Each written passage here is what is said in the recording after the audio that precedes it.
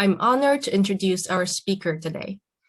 Jenn Low is the Communication Director at the Urban Studio and the Deputy Director of the 1992 Foundation, where she leads a collection of placekeeping initiatives in Washington, D.C.'s Chinatown. With 13 years of experience as a landscape architect and her recent studies as an integrative designer, Jenn works at the intersection of participatory design and public history, and her work seeks to redistribute power in our design processes to advance our work towards spatial justice. Jenn is also a core organizer with Dark Matter University, a collective of design educators working towards an anti-racist model of design education and practices. Today, she will be speaking on design shift on the 21st century, deliberate moves to bend toward justice. Welcome, Jenn.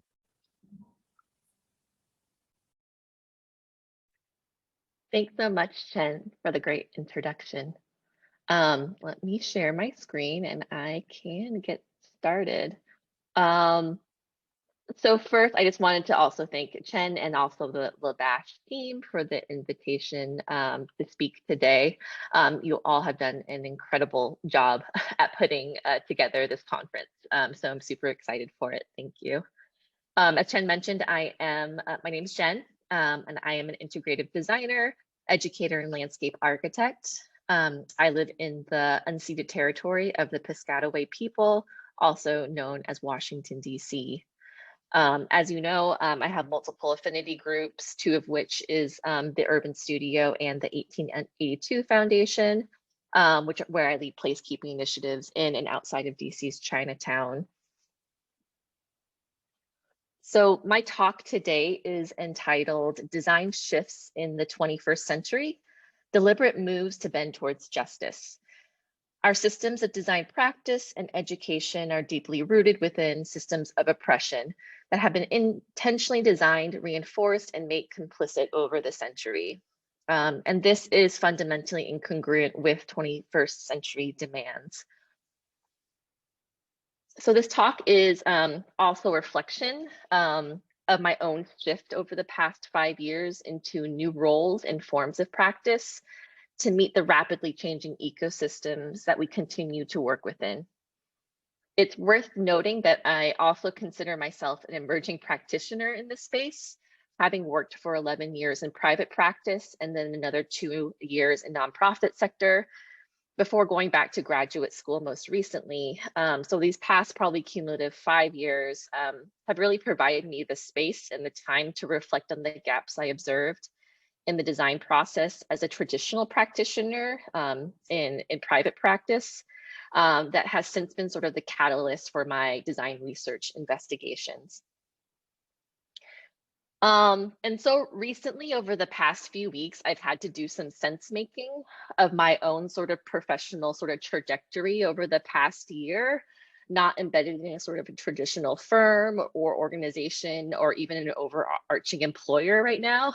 I have multiple affinity groups and a collection of projects. I need to understand what were sort of the overlying connections and themes in the work that I was pursuing, identify if there was any sort of like upward trajectory of growth or movement towards sort of initial objectives that I am aiming to pursue.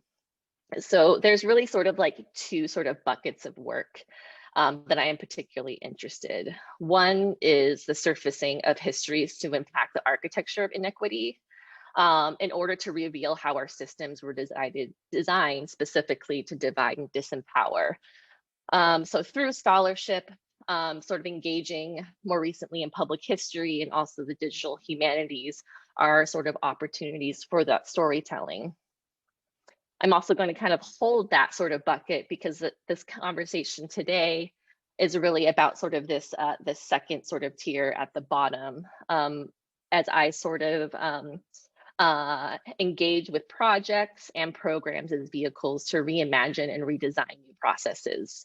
So what is on the above deeply informs really what I'm trying to do moving forward. in order to like sort of reveal the possibilities, given the right tools and put into the right hands, how we can like engage different power structures, collectivity, and design projects and outcomes as a result. And I also sort of in alignment see sort of design art and art processes all really powerful tools. And all of those tools sort of throughout sort of generations of history have been really powerful tools to disempower, to displace, contribute to erasure, alienation, violence, and gentrification. How can we now sort of use these same tools to disengage, disconnect, and create wealth building, equity, justice, resilience, and placekeeping? And as I mentioned, so over like 13 years of career in landscape architecture, approximately, I was deeply embedded in sort of traditional private practice and built an incredible body of work and collaborated with an incredible amount of people. But I also experienced over that sort of that time increasing and deepening inequities in the built environment. So really hitting a wall within my own professional pursuit at mid-career, I decided to go back to school and I pursued my master's in design and integrative design with the Stamp School of Art and Design at the University of Michigan. And also the conversation over those 2 years was explicitly centered around the distinctions between the design in the 20th century versus the 21st century. And the 20th century and the Industrial Revolution really centered production, right? So consumption, GDP growth at the cost of environmental exploitative labor practices and exclusionary policies and segregation, and very much in alignment with our sort of design processes, the role of design and design disciplines centered the object. So making stuff, the toaster, the car, the house, the building. But now in the 21st century, we continue to feel sort of the deep repercussions from that system that was built as a result of industry that was really designed to divide and disempower. And a lot of this sort of like conversation too, I started to wrap my head around in this book that I discovered by a cohort of UK design professionals in product, strategic, service, civic design spaces, and also design education spaces. It's called Design Transitions. And it was a series of 42 case studies that seek to answer the following question. How are design practices changing? This book offers stories from practitioners in a range of different design fields working on the edges of traditional forms of design practice. So in scanning and sort of reviewing the book as actually part of one of my seminars, I found some key insights that emerged on how these particular design sectors were responding to the shifting demands of 21st century issues.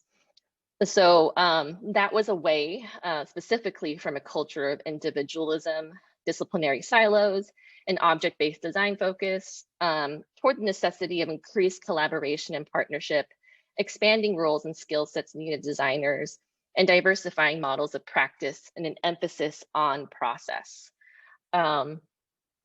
What I realized though, that really what was kind of missing from that conversation is explicitly built environment issues. And that kind of was a general thread throughout my sort of design research studies as well.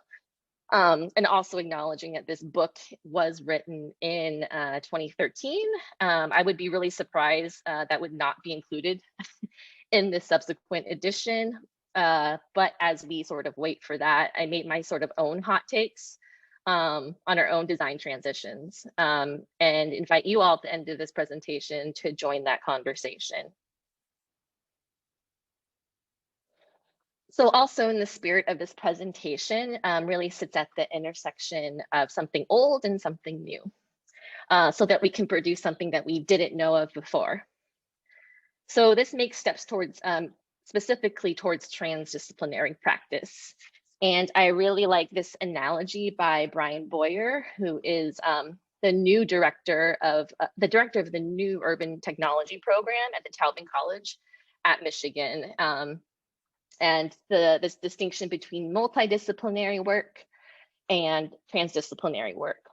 So the quote is, multidisciplinary work is like a salad, many things all mixed up on the same plate. Transdisciplinary work is more like a soup. It requires different perspectives melding together to create something new. I know he was using this particular analogy to help define what urban technology program is to a bunch of incoming undergraduate students. But I believe with addressing issues of justice and equity in our work, this statement remains very much true. To shift towards a transdisciplinary approach that is of necessity to fundamentally create new structures and frameworks in which sort of we move through design processes and achieve different outcomes. So I'm making the following sort of hypothesis for the remainder of this talk. So as we are sort of in this definitive transition period, and I know this conversation it's much larger and broader and has started sort of several years ago in this space. I didn't really have my hot take before, but I do see sort of a significant shift in mindset and strategy that has to occur in order to cultivate sort of true transformation and social change. So I offer sort of like 3 key strategies that I feel like are just reflection of sort of how I've moved sort of through sort of these observations and my research and to situate myself into this work so far. 1 is centering this work from a place of abundance. 2 is creating space to slow down and explore new possibilities and co-creating new processes. And 3 is reimagining design education. So first, we'll go through, so seeing this work from a place of abundance and opportunity. So while racial capitalism and white power feeds into deficits model of gains, winners and losers, and dividing and conquering, work as oriented toward justice is given power as we shift toward a mindset of abundance. And I specifically, it's actually ironic because most of the time in the academy that I spent, the majority of time spent, it was trying to actually learn from people that had like nothing to do with the academy. So really a lot of my research recognizes and aims to build upon the existing work of leaders and activists in the country that lead grassroots movements within their own communities and have been doing so for generations. In particular, those creative activists who use the arts, design, and cultural practice to build resistance to gentrification through everyday activities and existing community spaces, both formal and informal. These groups demonstrate a history of grassroots level resilience and resistance to rapid capital-driven neighborhood change through their own methods and on their own terms. A couple of sort of really inspirational groups I particularly have an affinity for is one is the WOW Project, which emerged from a 5-generation old porcelain shop. And I believe it's the oldest business in New York City's Chinatown, Wing On Woe and Company, that May Lum, the 5th-generation owner, decided to create sort of a very intentional sort of culture and arts and community space embedded within this porcelain shop. At this now, it's a place of sort of community convening, of conversation about activism and artists too. While I had my own sort of Dear Chinatown DC project sort of simultaneously and sort of asynchronously, they also had their own love letters to Chinatown project, which was sort of a very necessary sort of emergence at a time of a lot of, scary things, isolation happening in Chinatowns and violence across the past year in increasing numbers. And Chinatown Art Brigade too has been for a very long time also embedded in public art, participatory art practices, as specifically working in conjunction with tenant rights associations and organizations to advocate for housing rights in New York City's Chinatown. And sort of also sort of like the second point to make about sort of abundance. is like asset mapping approach and a strength-based approach now becomes really increasingly important tool and method to engage with. Because of its utility in visual documentation of community identified strengths and assets of a physical place. This strengths-based approach provides a foundation to inform future opportunities that aim to strengthen existing assets, or identifies new connections and synergies amongst existing strengths that may lead to new proposals for action.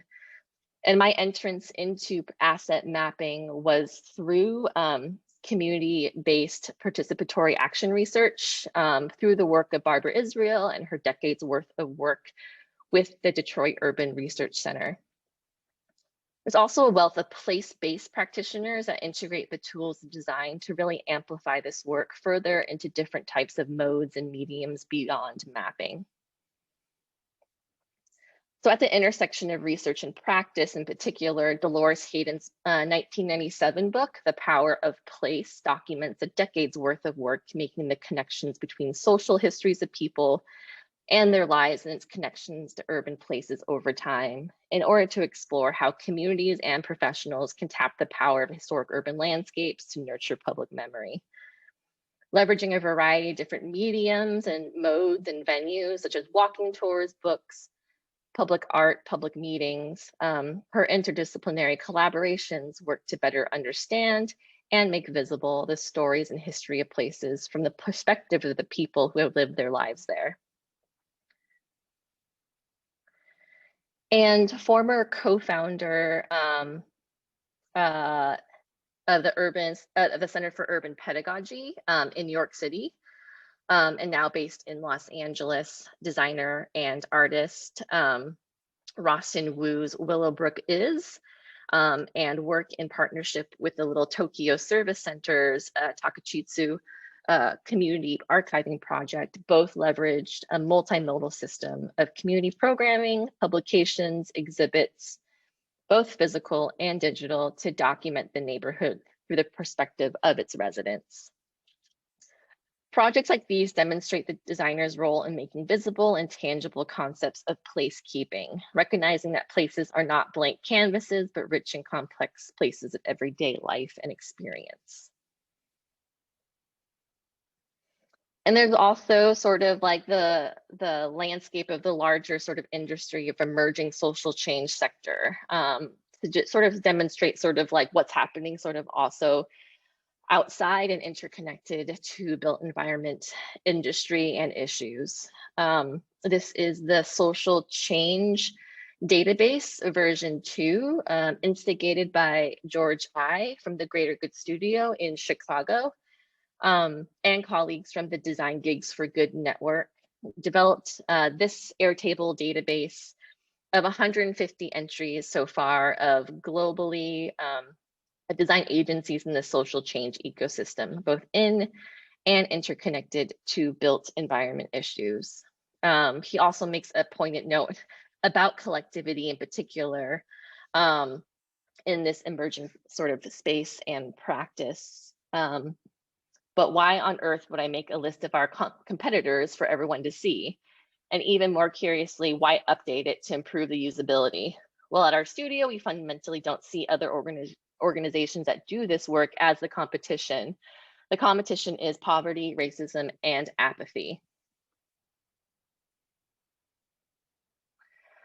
So co-creating new participatory processes and finding those spaces to really slow down, make space for them. I also admit that the majority of the spaces, my own investigations, live at the front end of processes where space leads to the entry points to hopefully expand the scope of participatory processes further down the line in our projects and future phases of work. So it's in these spaces that begin to forge new perspectives, welcome people in this work that are often excluded from these spaces, and make the process drive the timelines and outcomes and not the other way around. A couple of pre-points before I make my actual points is sort of rooted in sort of a couple of different sort of references. One is in a book called Design When Everybody Designs. An Introduction to Design for Social Innovation. I believe this book came out in 2015 by Ezio Manzini. And it illustrates on the right-hand side, this design modes matrix. At the top of expert design is the things that we fundamentally know as like traditional forms of professional expertise. Design and technology agency, which would probably qualify as sort of all the range of sort of built environment professionals. Design and communications work at the other side, and sort of at the bottom two layers of diffuse design is really specifically speaking to what we know as to be lived experience. Things that are not learned in school or in a book or a particular training, but just known from, engaging and living real life as diffuse design. And at the sort of two sort of ends of this matrix too are problem solving, scope of work as designers and what we do, and also sense making, providing a particular viewpoint from the information we've gathered. And so what emerges at the intersection now from what this book talks about is that we are all designers in different capacities, in different scopes of work, in different sort of means, modes, and methods. And how can we sort of then more fully complement each other and each other's work to forge sort of new synergies to create these design coalitions. And the second point I want to make too is that community-based and community-led design is something that we should be doing more of, because we haven't done any of it before, or maybe very few in our traditional forms of practice, but that doesn't necessarily make it always good.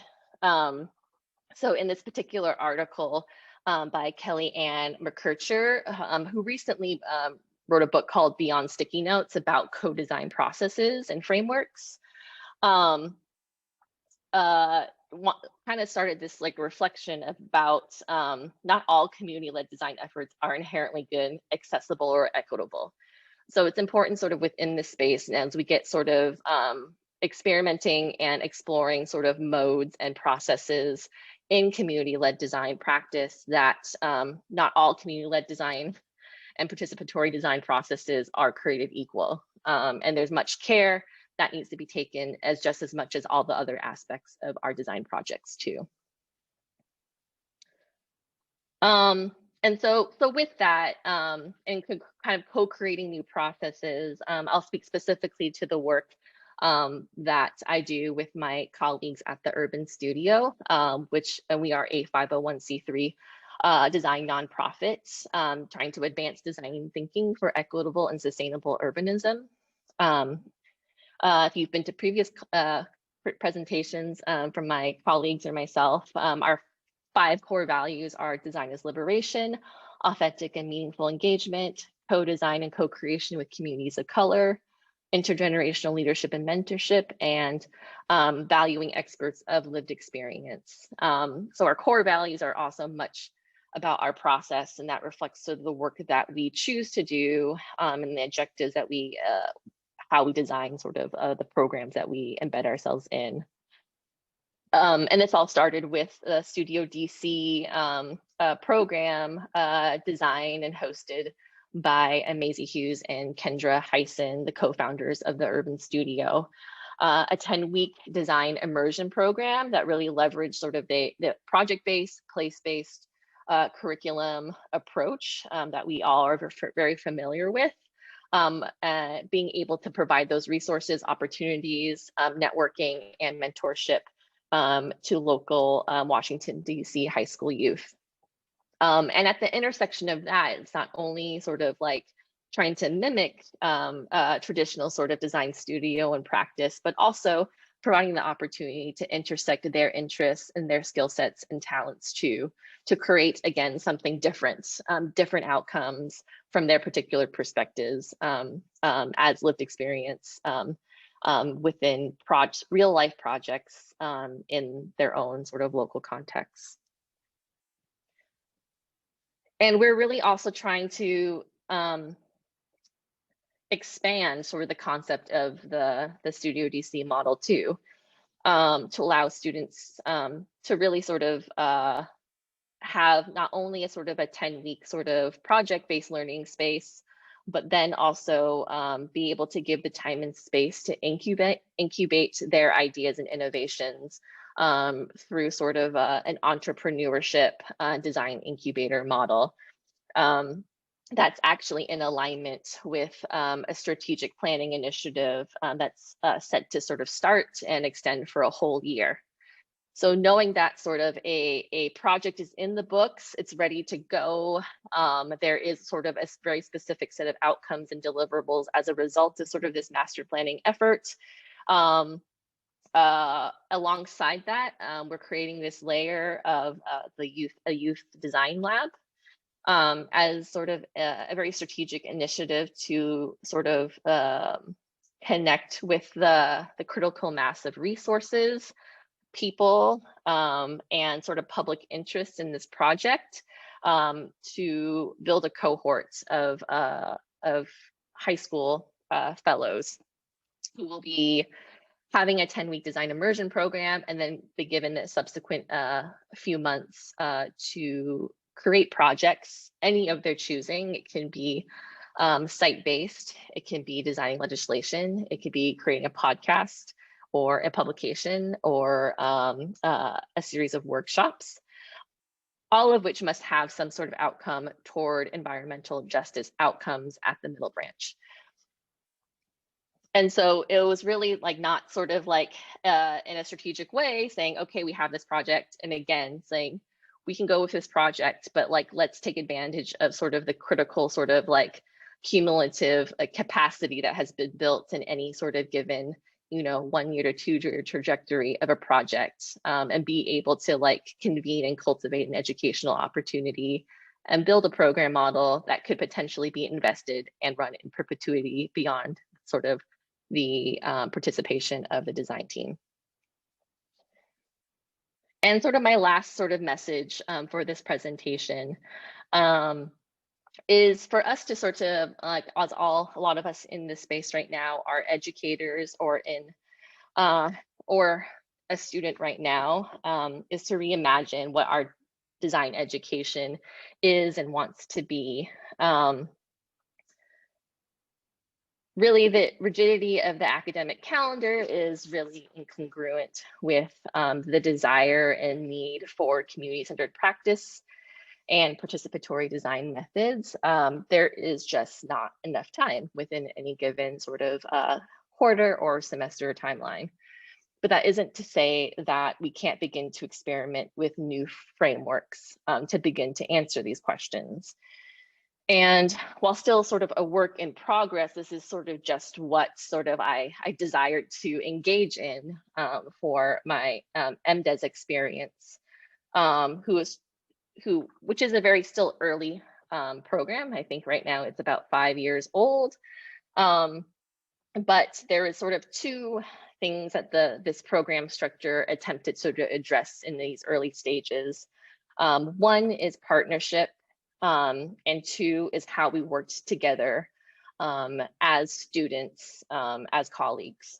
In particular, this is a 2-year program over the course of 4 semesters.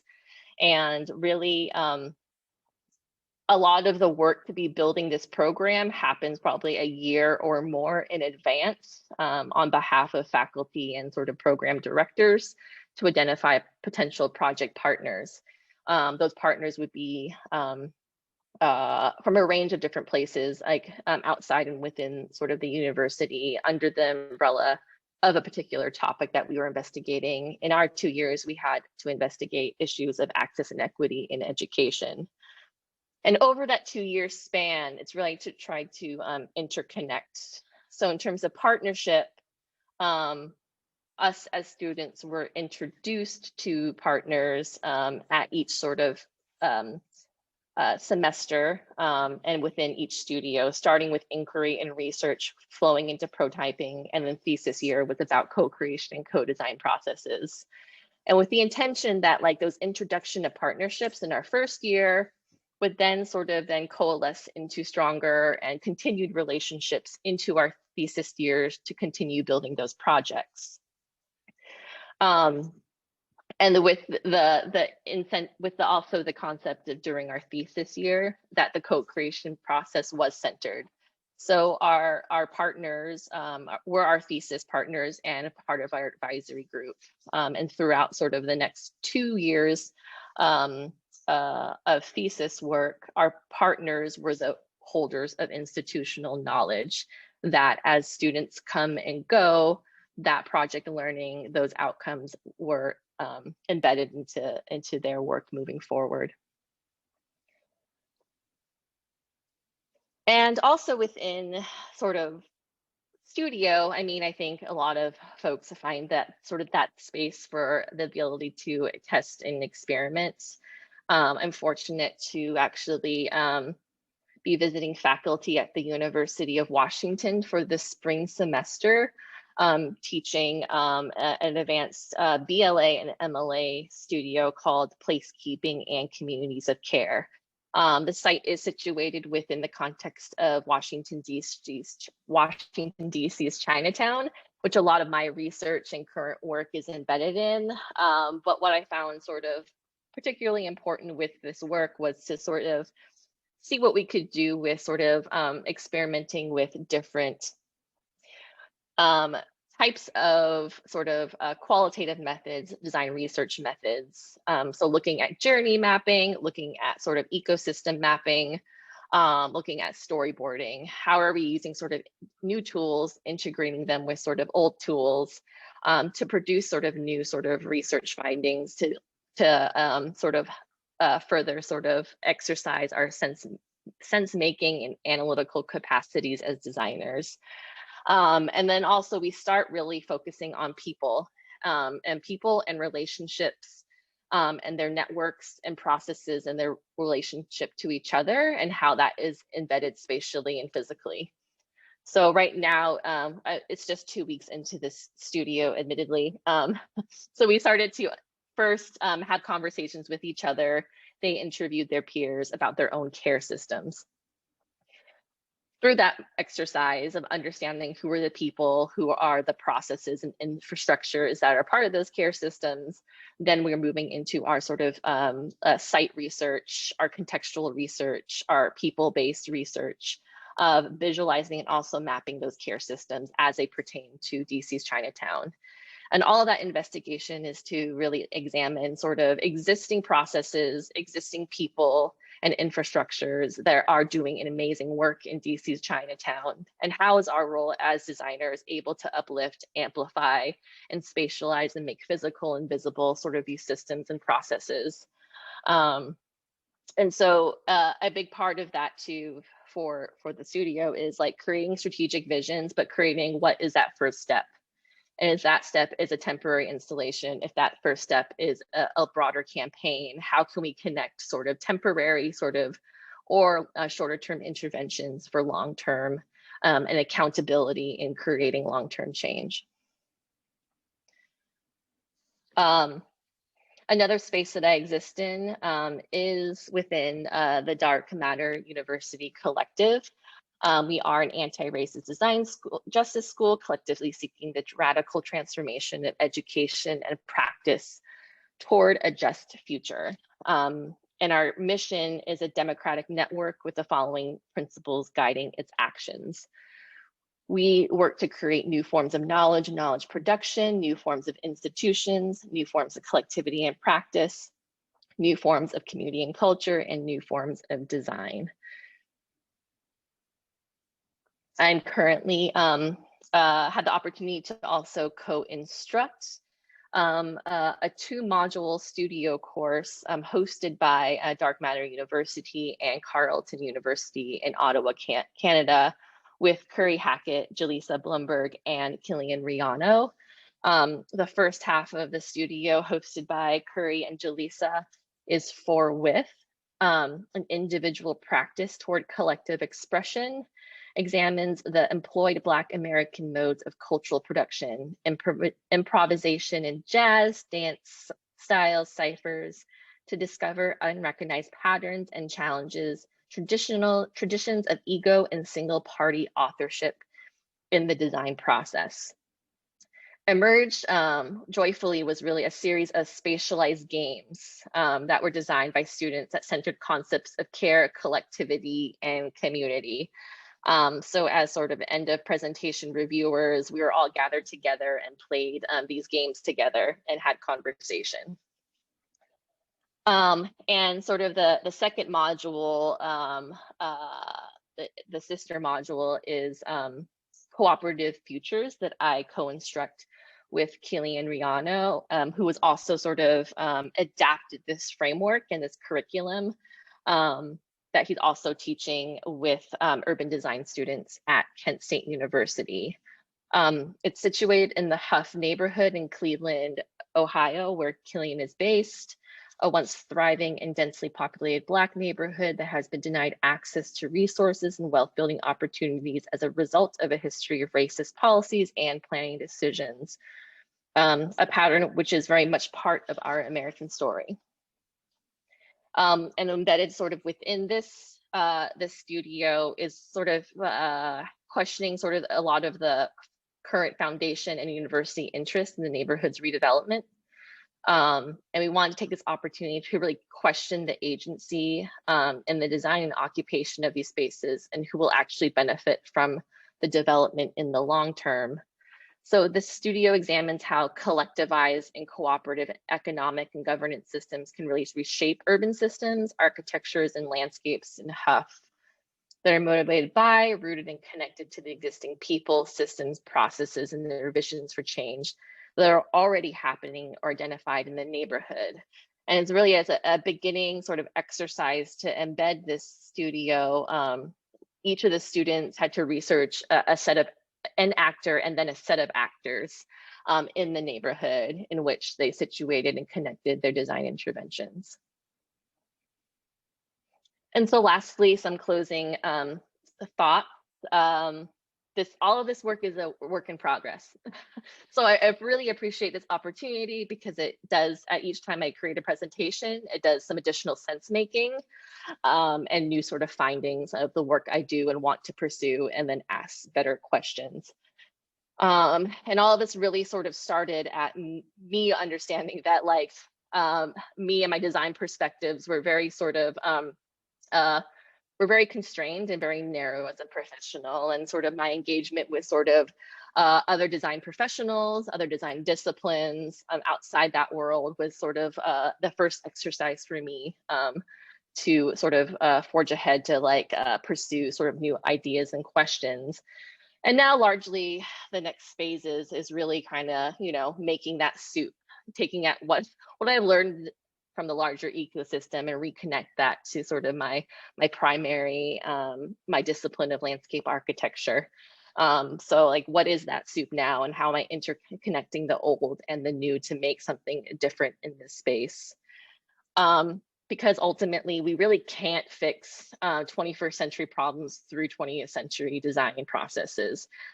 Because really they're like fundamentally incongruent. And when we do need really transformational change, but that starts with shifts in mindset. And that's who we work with and not for. Being able to articulate, express, engage in new processes and make those really explicit and tangible in order to cultivate thriving and just places for all. So thanks everyone for your time, and I will open the floor right now for questions.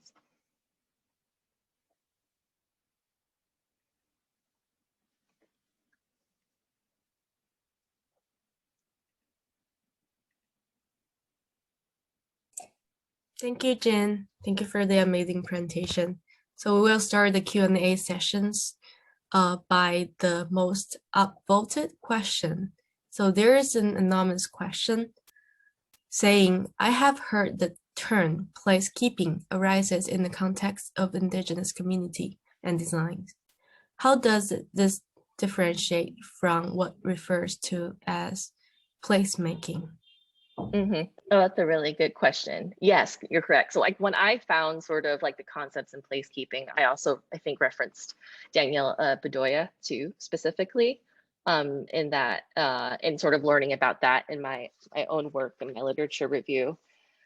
How does this differ from placemaking? And I specifically reference placemaking as something that had merged as sort of from the National Endowment for the Arts in the early 2000s. So it was a really explicit effort to sort of generate democratic processes and use sort of artists and art professionals primarily as part of reinvigorating neighborhoods and investment and development. So the spirit of it was very sort of like, well intentioned, but sort of the outcome of placemaking that I specifically critique is sort of the co-optation of placemaking as sort of private developer interests. It has been sort of branded and integrated as sort of like, sexy facades and metropolitan looking sort of features towards more private and commercialized interest. So that's sort of the specific sort of like subset that I'm trying to sort of interrogate. I hope that's helpful.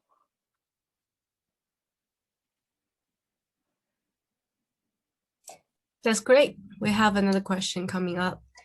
In your experience, co-working with residents in Chinatown, how did they access the idea of spatial justice? Can you talk a bit more about that? Yeah, so in your experience co-working with residents in Chinatown, how do they access the idea of spatial justice? It's hard, and I'm actually not really quite DC's Chinatown is a very complicated place. In physical footprint, it is much smaller than a lot of Chinatowns in the country that a lot of people are accustomed to. And because sort of generations of harm and sort of ignoring residents, they have fundamentally do not want to participate. I don't find an interest in participate, or don't feel like they should be heard or the person to talk to. One, I think, obvious thing in conversations, and this is conversations where I'm not asking them any explicit questions, I'm just asking questions about their life and when did they get here and how long have they lived here, is they already kind of upfront tell me this information, and what their sort of access to continues to shrink in their purview.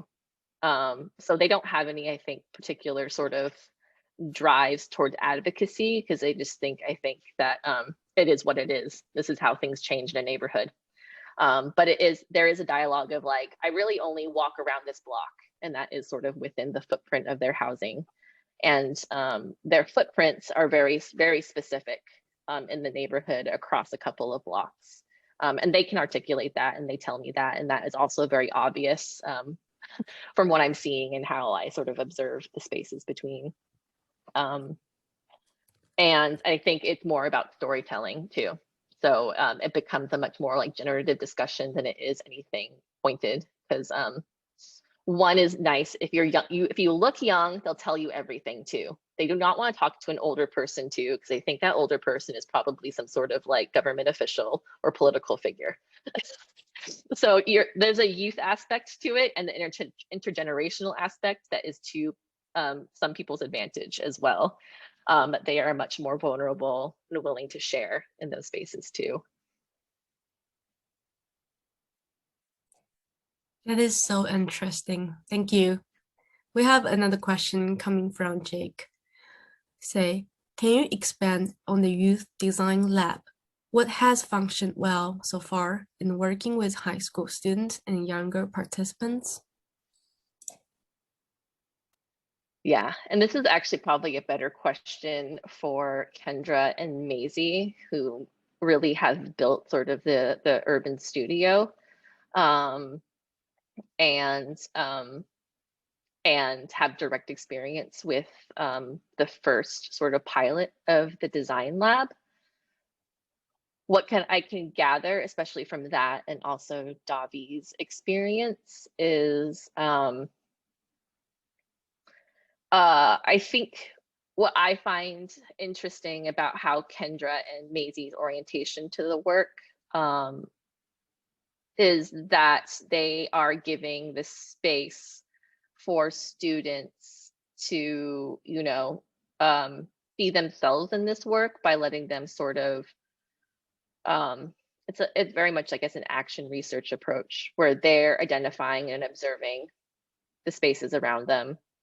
It's their ideas, it's their skill sets, it's their talents. And it's not, they have an overlying framework of like, what is a landscape architect? What is an urban planner? What is a site plan and what does that do and afford? But they also create that space to create sort of different artifacts too, in order to do like storytelling and sense making, and like for them to analyze stuff. And I think it's fundamentally too not much different than programs and structures and resources that are given to predominantly white spaces.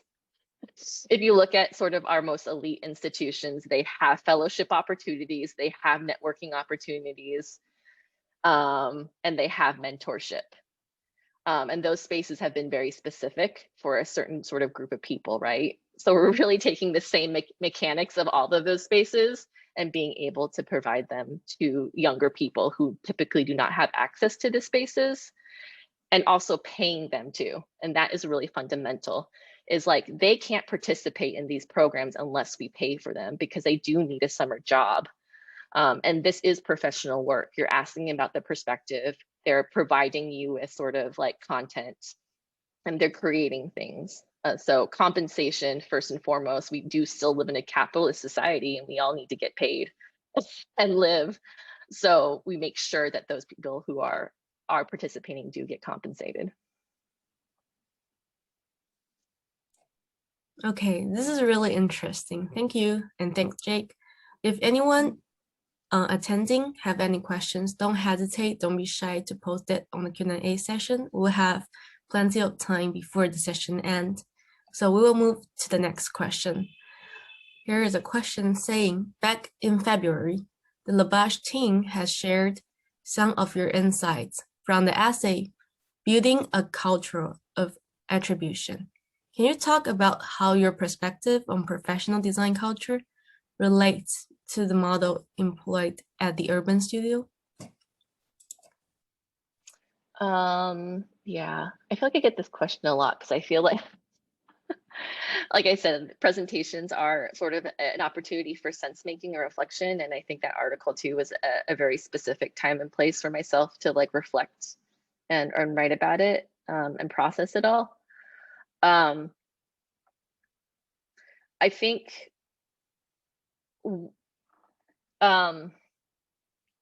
one thing in the Urban Studio, and I actually will sort of identify this within like all of the organizations I work with, is like the power of like collectivity.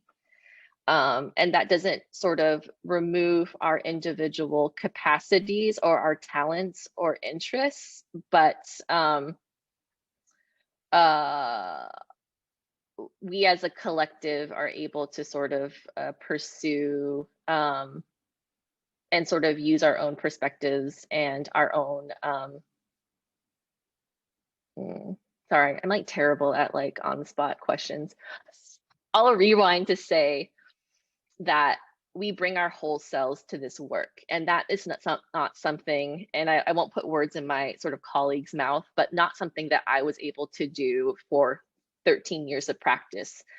There is a withholding with as being sort of, to me, an Asian American woman, that I have to do about myself, my personality, in order to sort of like, you know, like dodge certain assumptions about myself. And within the Urban Studio space, within Dark Matter, within 1882 Foundation, I bring my whole self and my perspectives, and that includes my culture, that includes what I'm upset about or what I feel passionately about or emotionally about. And that is a very different thing, to not have to like hide parts of yourself, because that is exhausting. And a lot of the culture of talking about white supremacy is a very siloed, singular vision of what a designer should look like, feel like, sound like. that create sort of a very specific type of individual. And there's just so much difference that should be celebrated that I think it gets very much muted within certain siphons of power structures and elite sort of circles. So yeah.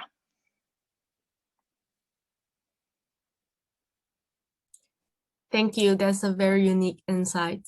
And we'll ask for more questions before we answer the last one here.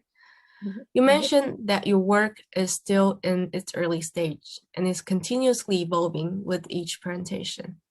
What has changed so far?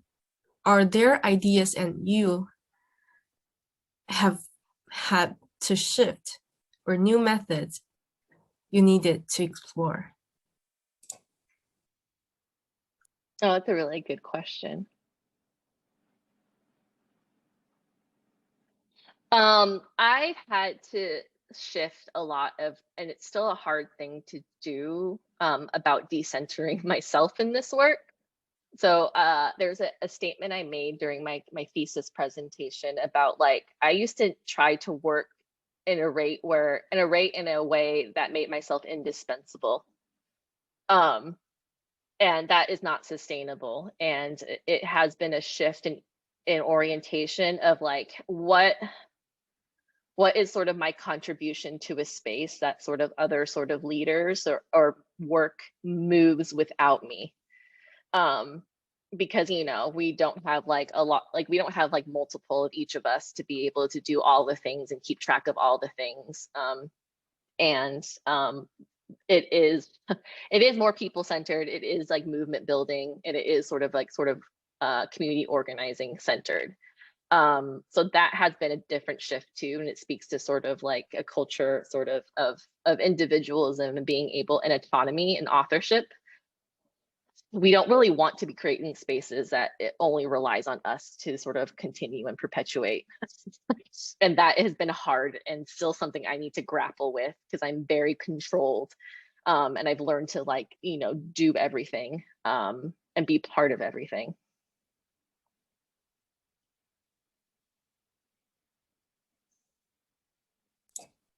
Thank you. Thank you so much, Jen, for the amazing talk today. We will end here to accommodate next Zoom sessions. Thank you again, and thank you for all the great questions. Thank you everyone for attending. Enjoying the rest of the conference. Thank you, Jen.